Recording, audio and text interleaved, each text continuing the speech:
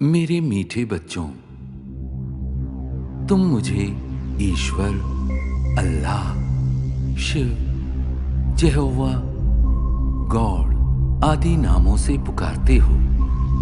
तुमने मेरे लिए मंदिर, मस्जिद, चर्च एवं गुरुद्वारे बनवाए। तुमने वेद शास्त्र और कई प्रकार की धर्म पुस्तकें लिखी।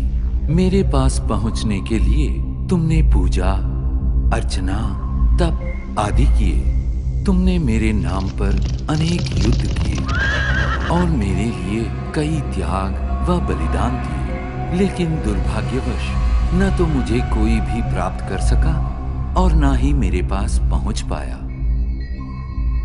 वास्तव में मुझे जानने से पहले तुम्हें ये जानना और महसूस करना है कि तुम स्वयं कौन हो। तुमने अज्ञानतावश स्वयं को भौतिक शरीर मान लिया है। इसलिए तुम जाति, धर्म, रंग, भाषा व राष्ट्रीयता के नाम पर भेदभाव करते हो। स्थूल नेत्रों से दिखाई देने वाला तुम ये नश्वर शरीर नहीं हो। तुम तो अविनाशी आत्मा हो जो भ्रिकुटी के मध्य में स्थित होकर इस शरीर को नियंत्रित करती हो।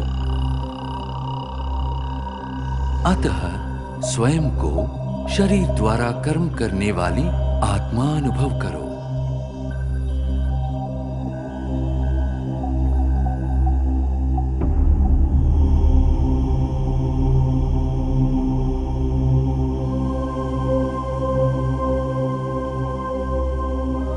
अब कुछ क्षणों के लिए सांसारिक बातों व उनके वातावरण से स्वयं को अलग करो। इस देह को भूल अपने आप को भ्रिकुटी के मध्य में चमकता चैतन्य सितारा अनुभव करो। वास्तव में तुम यही हो, अति सूक्ष्म ज्योतिर्बिंदु आत्मा। अब क्रमशः तुम्हारी यात्रा आरंभ होती है। इस भौतिक दुनिया और देह से ऊपर उठकर नीले गगन की ओर।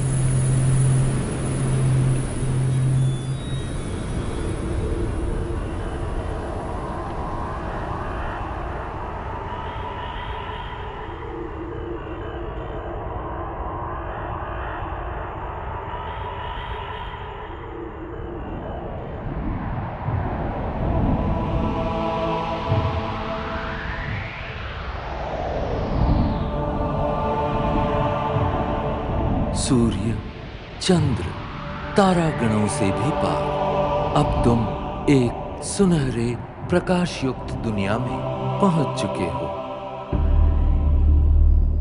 ये वो आत्माओं की दुनिया है जिसे ब्रह्मलोक, शांति धाम, मुक्ति धाम व परम धाम कहा जाता है। ये मधुर, शांतिपूर्ण दुनिया तुम आत्माओं का और मेरा भी मूल निवास स्थान है।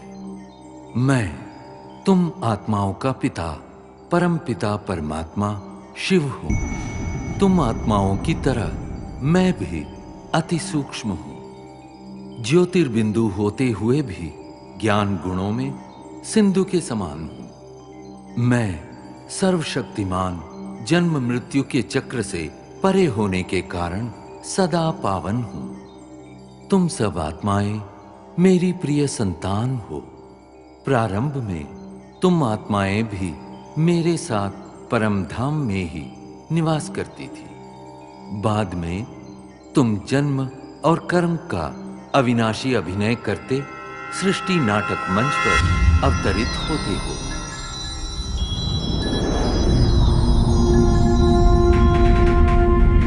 ये अनादि अविनाशी नाटक सतयुग, त्रेता युग, द्वापर युग और कलियुग 4 युगों में विभक्त है। प्रत्येक युग की अवधि समान रूप से 1250 वर्ष है और इस कारण पूरे कल्प की आयु 5000 वर्ष है। हर 5000 वर्ष में इस सृष्टि चक्र की हूबहू पुनरावृत्ति होती रहती है। कल्प के आरंभिक काल में सभी प्राणी और प्रकृति के 5 तत्व पावन थे। उस समय संसार सुख, शांति और आनंद से परिपूर्ण था।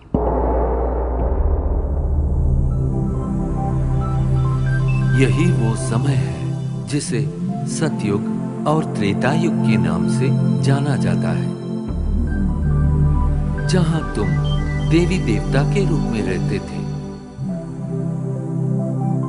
इस 2500 वर्ष की अवधि को स्वर्ग, बैकुंठ, बहिष्त, जन्नत, पैराडाइज आदि नामों से जाना जाता है। सतयुग अर्थात स्वर्ण युग में श्री लक्ष्मी और श्री नारायण का अटल अखंड राज्य था। तत्पश्चात त्रेता युग अर्थात रजत युग में श्री सीता एवं श्री राम ने राज्य किया।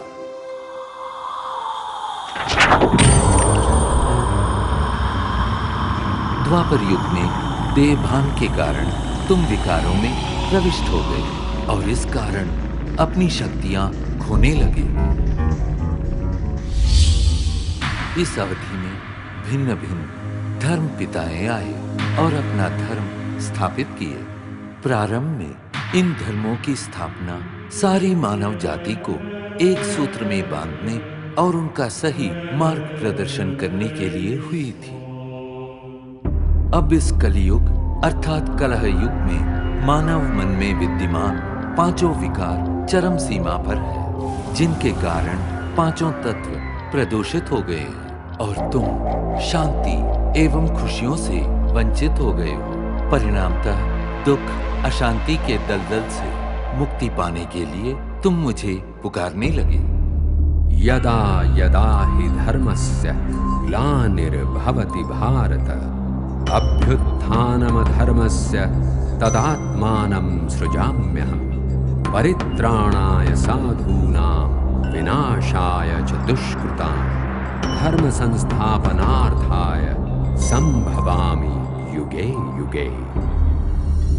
जब जब धर्म की ग्लानि होती है एवं अधर्म व पाप में वृद्धि होती है, तब तब सत धर्म की स्थापना और श्रेष्ठ विश्व नवनिर्माण हेतु मैं धरती पर अवतरित होता। इस दिव्य व पावन अवतरण के काल को संगम युग कहते हैं।